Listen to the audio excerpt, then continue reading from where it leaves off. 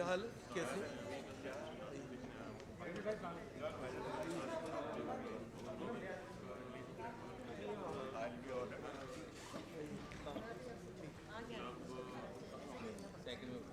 इधर ले आओ, इधर सेकंड में।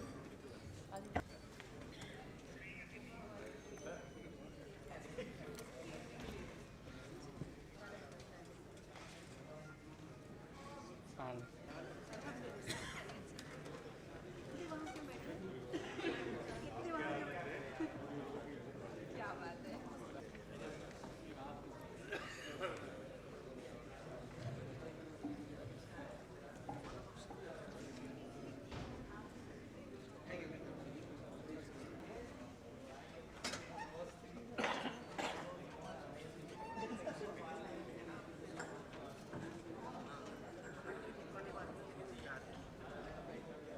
इनामी सेंटर में इसकी इब्तिदा की थी, तब ये नहीं लग रहा था कि ये सिलसिला बगैर मुनक़ता हुए, बगैर किसी गैप के लिए 25 साल तक जो रवा रहेगा। और ये हमारे लिए वाकई फख्र की बात है कि हम उर्दू असाफ में किसी भी सिल्क की बात करें, शायरी हो, तहरीक हो, तनकीद हो, नावल हो, हर जगह सुरखरू होते हैं, दूसरी ज़बान के मुकाबले किसी से कमतर नहीं है। लेकिन जब ड्रामे की बात आती है तो लगता है कि बहुत ज़्यादा कमज़ोर हैं।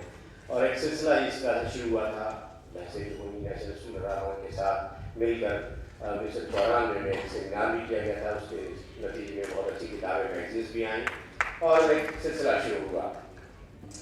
आज उर्दू थिएटर्स वर्कशॉप बच्चों के लिए हम करते हैं और उर्दू ड्रामा फेस्टिवल करते हैं। हर साल कोई एक सब्जेक्ट ढूंढा जाता है, कभी प्रेमचंद, कभी टैगोर, कभी फैज़ अहमद फैज़, कभी मंटो, और इस साल हमने कृष्णचंद्र मशहूर फिक्शन राइटर उर्दू के उनको याद किया। और सारी कहानियाँ जिनको भी होंगी, जितने ड्रामे होंगे, कहानियाँ, रेडियो ड्रामे, वो सब कृष्णचंद्र के तहरीर करता ही होंगे।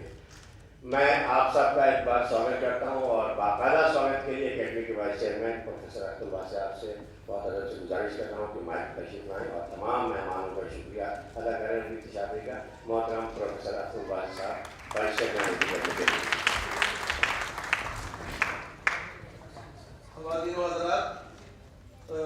आपका इस्तकबाल है और मैं समझता हूँ कि उर्दू ड्रामे की जो रिवायत पिछले 25 साल से कायम है वो आगे बढ़ेगी। और इस आगे बढ़ने में उर्दू एकेडमी को जितना क्रेडिट जाता है उतना आप सबको जाता है, क्योंकि अगर आप ना आए तो हम भी यहाँ आने की हिम्मत नहीं करेंगे और हिम्मत नहीं जुटा पाएंगे। हम आपका इस्तकबाल करते हैं। उर्दू ड्रामे की रिवायत बहुत पुरानी है। फारसी थिएटर हो, आगा हाशिर कश्मीरी हो, कल भी मैंने कहा था, और उसके बाद जो आगे NSD ने बड़ा काम किया, इक्टा ने बड़ा काम किया, इन सब को हम भुला नहीं सकते हैं। यहाँ बड़े बड़े लोग बैठे हुए हैं, अंकुर जी बैठे हुए हैं जो कि नाम के अंकुर हैं, लेकिन अगर भारतीय थिएटर के और भारतीय थिएटर के हवाले से उनका बात की जाए तो वो एक छतनार दरख्त है, अंकुर नहीं। हम उनका इस्तेमाल करते हैं और उनका इस्तेमाल जब करते हैं तो हम NSD जो है उससे जुड़े हुए हर आदमी का इस्तेमाल कर रहे हैं। हमारे लिए खुशी की बात है, हमारे लिए खुशी की बात है कि ये नीलम जी बैठे हुए हैं, हम उनका भी इस्तेमाल करते हैं। यहाँ शाहीना बैठी हुई है, हम उनका इस्तेमाल करते हैं।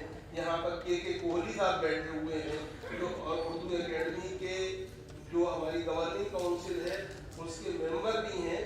और साथ में यहाँ पर प्रोफेसर इतने कमल बैठे हुए हैं जिन्होंने दास्तानों के ऊपर काम किया है। और दास्तान और अफसाने जो हैं उन्होंने ही जब वो स्टेज पर आते हैं तो ड्रामा बन जाते हैं कि हम उनका भी हम इस्तेमाल करते हैं। यहाँ पर एक और शख्सियत जो कि हमारे लिए नर्व सेंटर की हैसियत रखती हैं, उनका मैं ख़ास तौर से जिक्र करना चाहूँगा, वो सुमन राजदान है। अगर जो डिप्टी कंट्रोलर अकाउंट्स हैं और हम सब जो हैं जो कुछ कर पाते हैं उसमें उनकी दया दृष्टि को बढ़ाता है, हम उनका भी इस्तेमाल करते हैं, क्योंकि अगर वो दयावान न हो तो हम ये सब नहीं कर सकते। तो मैं सुमन जी आपका भी शुक्रिया अदा करता हूँ कि आप तशरीफ लाई। और आपके आने से फायदा ये रहता है कि फिर ऑडिट का कोई ऑब्जेक्शन हमारा हो तो हम कह सकते हैं कि सुमन जी जो है जवाब में हम सबका इस्तकबाल करता हूँ। यहाँ पर जो मुझे खुशी है कि जो दिल्ली में जो जेंट्री कहलाती है, दिल्ली में जो एलीट कहलाती है, उसकी नुमाइंदगी भी है और आम लोगों की नुमाइंदगी भी है। और कृष्ण चंद्र की खूबी यही थी कि वो आम लोगों को भी उतने ही मुतासिर करते थे जितना कि ख़ास लोगों को मुतासिर करते थे। ख़ास लोग पढ़ने के बाद गाली जितनी दें, लेकिन कृष्ण चंद्र को जब शुरू करते थे तो ख़त्म किए बगैर उन्हें भी चैन नहीं आता था। कृष्ण चंद्र की ये खूबी थी। आज का ड्रामा जो हलाल खोर है वो उनकी कालू भंगी के नाम से एक कहानी है, उसका एक रूपांतर है जो कि आपके सामने पेश किया जाएगा। और मैं समझता हूँ कि कालू भंगी के लिए हलाल खोर से ज़्यादा बेहतर कोई बात नहीं हो सकती, क्योंकि वो समाज जिसके अंदर के निखट्टू निकम्मे लोग जो हैं अपने को शरीफ कहते हों, जो दूसरों की कमाई पर खुद जिंदा रहते हों, उनको शरीफ कहना और जो मेहनत कश हैं उनको बुनियादी तौर पर भंगी कहना जो था वो एक बहुत बड़ा व्यंग था। लेकिन हम समझते हैं उसको हलाल खोर का नाम देकर बहुत अच्छी बात की, ताकि हराम खोरों के समाज में हलाल खोर जो है उसकी पहचान हो सके कि जो दूसरों की खिदमत करता है, दूसरों की गंदगी को साफ करता है और उसको समाज को पाक करता है, असल हलाल खोर वही है। वरना बकिया तमाम लोग जो कि निखट्टू हैं, निकम्मे हैं, वो असल हराम खोर वो हैं। असल में कालू भंगी ही हलाल खोर है। मैं एक दफे फिर आपका इस्तकबाल करता हूँ और इन लफ्ज़ों के साथ गुजारिश करता हूँ कि पर्दा उठाया जाए, कहानी शुरू की जाए, ताकि हम इस आईने में अपने आप को देख सके और बदलने की कोशिश कर सकें। एक दरखास्त बस एक बात बहुत ज़रूरी है कि मोबाइल फ़ोन्स हम लोग भूल जाते हैं, उसको वाइब्रेशन पे या स्विच ऑफ करने के लिए बहुत ज़रूरी है, क्योंकि यहाँ एक महीना जो रेसल दी गई है वो सारी बेकार चल जाएगी जिसमें ठंडी आती मिलेगी। छोटे बच्चों की आवाज़ें भी आ रही हैं, बहुत अच्छी लग रही है, मुझे बहुत अजीज़ हैं। लेकिन अगर बच्चा ज़्यादा शोर करे तो वालिदैन से हाथ जोड़कर मेरा निवेदन और विनती और दरख्वास्त है कि वो एक्टर्स की एक्टिंग को थोड़ा सा तवज्जो देंगे और हमें सपोर्ट करेंगे। बहुत बहुत शुक्रिया। प्ले में कोई इंटरवल नहीं है, 1 घंटा 20 मिनट का ये प्ले है। और अब हम शुरू कर रहे हैं। मुमताज़ आलम रिजवी यहीं बैठे हुए थे, उनकी एडेप्टेशन है कृष्ण की कहानी, जैसा कि अभी वासिफ साहब ने फरमाया। और the dramatic art and design association की पेशकश है। गोविंद कुमार यादव जो NSD के ग्रेजुएट हैं, बहुत होनहार नौजवान हैं, उनकी हिदायत में आज का ड्रामा है। आइए देखते हैं हलाल खोर। शुक्रिया।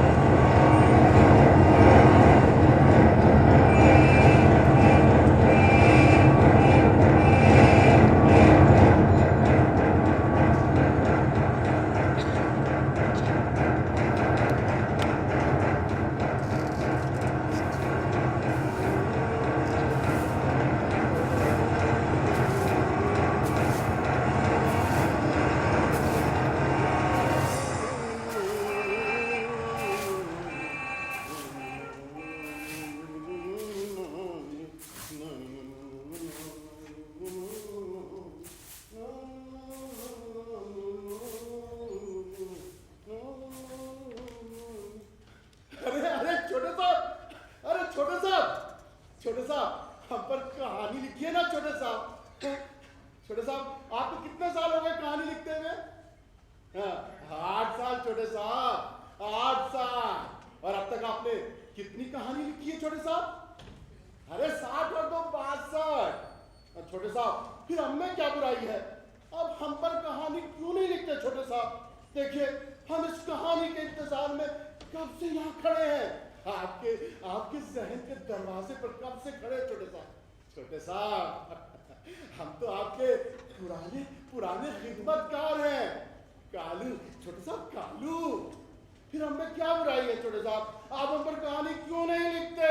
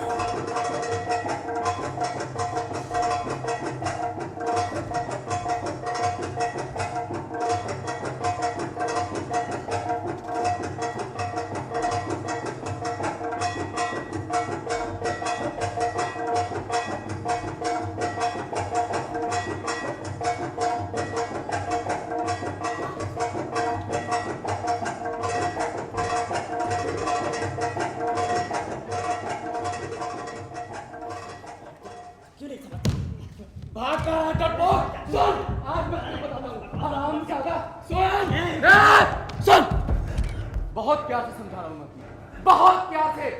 ये मकान 2 दिन के अंदर में खाली हो जाना चाहिए, समझा? हरामजादे, तू मुझे धमका रहा है?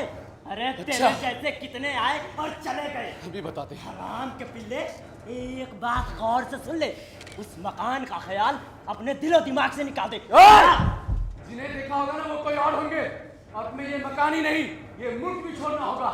पाकिस्तानी कहीं का गद्दार। अरे मुझे पाकिस्तानी कहने की हिम्मत कैसे पड़ी? अरे मैं हिंदुस्तानी हूँ और हिंदुस्तानी रहूंगा। गद्दार मैं नहीं, तुम हो, जो इंसानियत को भूलकर इंसान को हिंदुस्तान पाकिस्तान में तकसीम कर रहे हो। मैं कर रहा हूँ। हाँ, तुम कर रहे हो। जो तुम जैसे लोगों ने 47 मुल्क को तकसीम किया और एक बार फिर से तकसीम करने पर आमादा हो। मैं कर रहा हूँ। हाँ, तुम आमादा हो। मुमताज, मेरी बात तो सुनो। अरे मुमताज, अरे एक बात सुन लो। मुमताज, अरे मुमताज, मेरी बात, मुमताज, नाराज हो? देखो, गुलाब की शक्ल में अपना दिल लाया हूँ, कबूल करो। आपका दिल जाए चूल्हे भाड़ में। सुबह का वादा करते हो और शाम को आते हो। क्या गुलाब की शक्ल में दिल को बनाने में 12 घंटे लगते हैं? मुझे नहीं करना। मुमताज, मेरी जाने तमन्ना, मेरी जाने बहार, मेरी गुलबदन, मेरी मुमताज, मैं नहीं था तो क्या हुआ? मेरी याद तो थी ना। मियाँ, यादों से जिंदगी नहीं चलती। और ये फिल्मी मजनू जैसी हरकतें करना बंद करो। हर दिलीप कुमार के मकान में मत सुनाओ। वक्त पर आना है तो आओ, वरना भाड़ में जाओ। अच्छा, जैसा तुम कहोगी वैसा ही करूंगा मुमताज। अरे मुमताज, मुमताज, मेरी बात तो सुनो। मुमताज,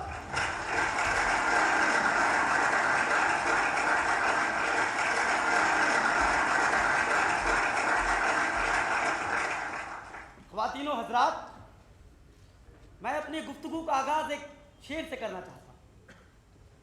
हम आह भी भरते हैं तो हो जाते हैं बदनाम, हम आह भी भरते हैं तो हो जाते हैं बदनाम, वो कत्ल भी करते हैं तो चर्चा नहीं होता। हजरात, हमारे साथ नाइंसाफी की जा रही है, हमारी जबानों पर ताले लगाए जा रहे हैं, हमसे हमारे हुकूक छीने जा रहे हैं।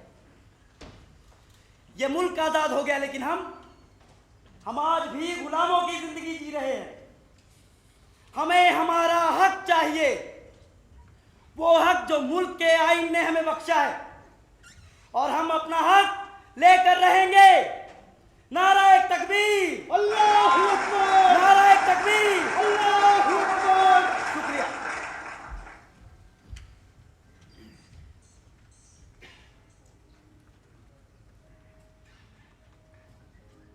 आदाब, मैं हूं कृष्णचंद्र और ये सब मेरी कहानी के किरदार हैं। जनाब, इससे पहले मैंने 1000 बार कालू के बारे में लिखने की कोशिश की, लेकिन हर बार मेरा कलम यह सोचकर रुक गया कि मैं कालू के बारे में क्या लिखूं। मैंने मुख्तलिफ जावियों से कालू की जिंदगी को देखने, समझने और परखने की कोशिश की, लेकिन कहीं भी वो टेढ़ी लकीर नहीं दिखाई दी जिससे कि एक दिलचस्प अफसाना मुरत्तब हो सके। दिलचस्प तो छोड़िए साहब, कालू के बारे में तो कोई सीधा साधा बेरंग और बेकैफ अफसाना भी नहीं लिखा जा सकता। फिर भी ना जाने क्या बात है कि जब भी मैं किसी नए अफसाने की शुरुआत करता हूं, ये कमबख्त कालू मेरे जहन में आकर खड़ा हो जाता है और मुझसे पूछता है, छोटे साहब, हम पर कहानी नहीं लिखेंगे छोटे साहब। पता है छोटे साहब, हमने आपकी कहानी के हर किरदार को यहाँ घर में दाखिल होते देखा है, बचपन से बुढ़ापे तक और बुढ़ापे से मौत तक, और उनको अंदर आते देख के छोटे साहब हमने उनके लिए रास्ता साफ किया है। छोटे साहब, हम अलग हट के खड़े हो गए हम दूर हो गए, यहाँ तक कि आपकी कहानी शुरू होके खत्म भी हो गई। आपके किरदार और आपके नाज़रीन सब रुखसत हो गए। छोटे साहब हम फिर भी वहीं खड़े हैं कहानी के इंतजार में। कालू, मुझे समझ में नहीं आ रहा कि मैं तुम्हारे बारे में क्या लिखूं। लेकिन कुछ न कुछ तो लिखना ही पड़ेगा, ऐसे तो तुम मानोगे नहीं। वैसे भी बरसों से मैं तुम्हें टालता चला आ रहा हूं, लेकिन आज तो मैं तुम्हें रुखसत करके ही दम लूंगा। देखते जाओ। छोटे साहब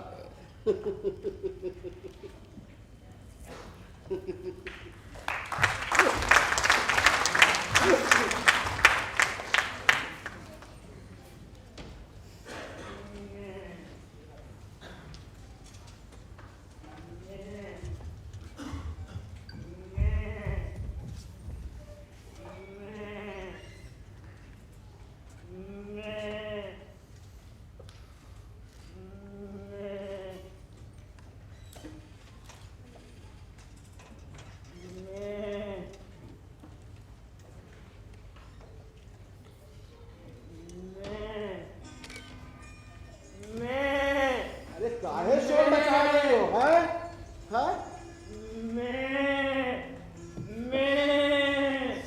समझ गए गाना सुनना है।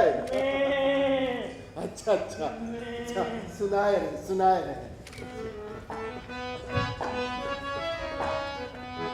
पूर्वी बयरिया उड़ावेला चरवा, पूर्वी बयरिया उड़ावेला चरवा, उठियावे मन माही लोर रे, उठियावे मन माही लोर रे, चरवा पे डीडी गुटी मारे, चरवा पे डीडी गुटी मारे, लाल लाल सुगना के ढोर रे, लाल लाल सुगना के ढोर रे।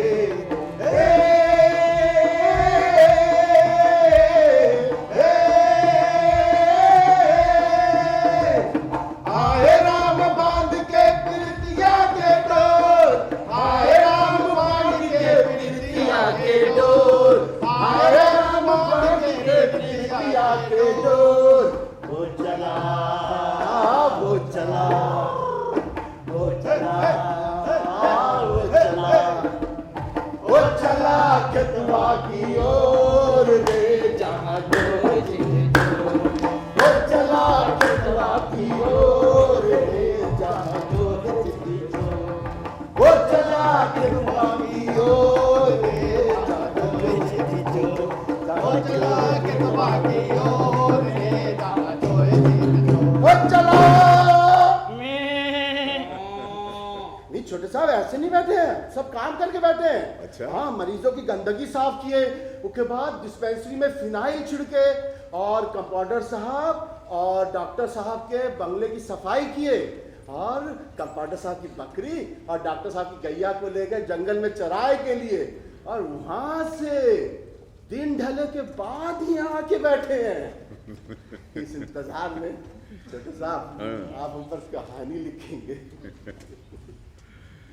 साहिबान, मैं इस कमबख्त को बचपन से टालता चला आ रहा हूं, और यह है कि पिछले 8 साल से मुसलसल मुझसे कहानी लिखवाने की जिद किए जा रहा है। अब तो लिखनी ही पड़ेगी। अरे कालू, पता है छोटे साहब, छोटे साहब, आपको मालूम है जब आप ना आंगी के अफसाने में चांदनी के खलियान सजाए थे ना छोटे साहब, और आपने बर्फानियत के नजरिए से दुनिया दिखाई थी, हम वही खड़े थे छोटे साहब। और छोटे साहब, जब आपने रोमांस में आगे कदम बढ़ाए और हुस्न और जमाल के रंगीन मनाजिर सजाए, और आपके किरदार टूटे हुए तारों को छू रहे थे छोटे साहब, तब भी हम वही खड़े थे छोटे साहब। और छोटे साहब, जब आपने बालकानी से नाखुदाओं की गुर्बत देखी और पंजाब में खून की बहती नदियां देखकर आपको अपने वहशी होने का इल्म हुआ था ना छोटे साहब, तब भी हम वहीं खड़े थे, चुपचाप बिला हरकत छोटे साहब।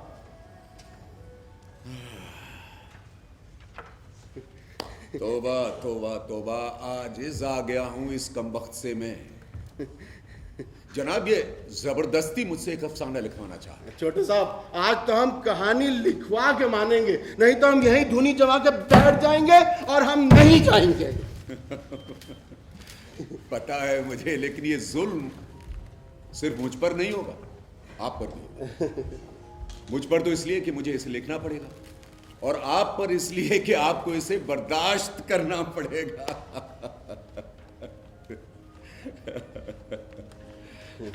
अगरचे इसके अफसाने में कोई भी ऐसी चीज नहीं है जिसके के लिए इतना सरदर्द मोल लिया जाए, लेकिन फिर भी अगर आप इसकी मायूस कुन और फीकी दास्तान सुनना चाहते हैं तो सुन लीजिए, क्योंकि उसे सुने बगैर मुझे इसकी गलीज सोहबत से निजात नहीं मिलेगी, और ये कमबख्त अगले 8 साल तक ऐसे ही बैठा रहेगा, और हो सकता है कि ता जिंदगी ही ऐसे ही बैठा रहे।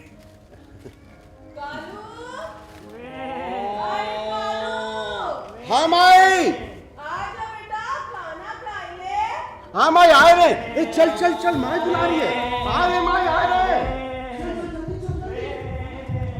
अच्छा साहब, कालू के वालिदैन भी थे, और जहां तक मेरा अंदाजा है वो भी यही पेशा करते थे, हलाल खोरी का, और इसी इलाके में रहते थे, इसी हालत में और इन्हीं हालात में। कालू, अरे कालू, कहाँ गया बेटवा? छोटे साहब, नमस्ते। छोटे साहब नमस्ते साहब, आप हमार बिटवा को देखे हैं क्या? साहब कालू। हाँ, कालू? नहीं नहीं नहीं देखा। अच्छा साहब, जाए रहे। अरे सुनो, हाँ साहब। तुम तो कालू की माँ हो ना? हाँ साहब, हमार बिटवा है। हाँ, तुम्हारा बेटवा है, तो तुम तो उसके बारे में बहुत कुछ जानती होगी। हाँ साहब। तो मुझे एक बात बताओ कि कालू ऐसा क्यों है? ये कालू ऐसा क्यों है, सब हमसे यही सवाल क्यों करत है? अब जैसा भी है साहब, हमार बिटवा है।